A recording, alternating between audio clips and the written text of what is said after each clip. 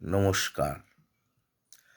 সকল সনাতনীদের আমার সশ্রদ্ধ নমস্কার। আজকে আমি বিজেপির এক সাংসদ অসীম সরকার কোরআন সম্বন্ধে যে কথা বলেছে সেই সম্বন্ধে আমি কিছু বলবো না, কিন্তু দুটো কথা আছে।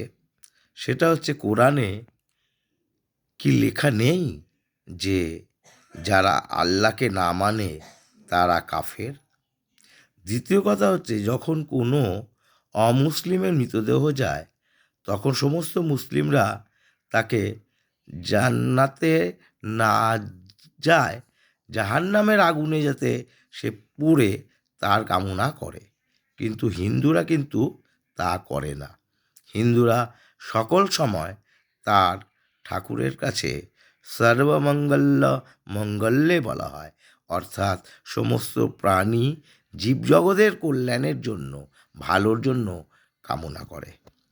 দ্বিতীয়, নওশাদ সিদ্দিকী এফআইআর করেছে, খুব ভালো কথা, কোরআন সম্বন্ধে বলেছে। কিন্তু কোরআন সম্বন্ধে সত্য মিথ্যা সেটা কোর্টে বিচারাধীন হবে।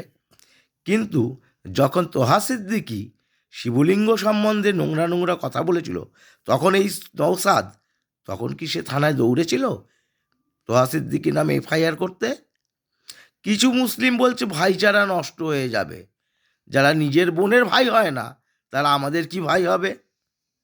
তাই সকল হিন্দুকে একটা কথাই বলবো, সনাতনী ধর্ম যা চিরকাল চলে আসছে তাকে মেটানোর জন্য অনেক রকম মুখোশধারী শয়তান আসবে যাবে, কিন্তু আমাদের একজোট হতে হবে।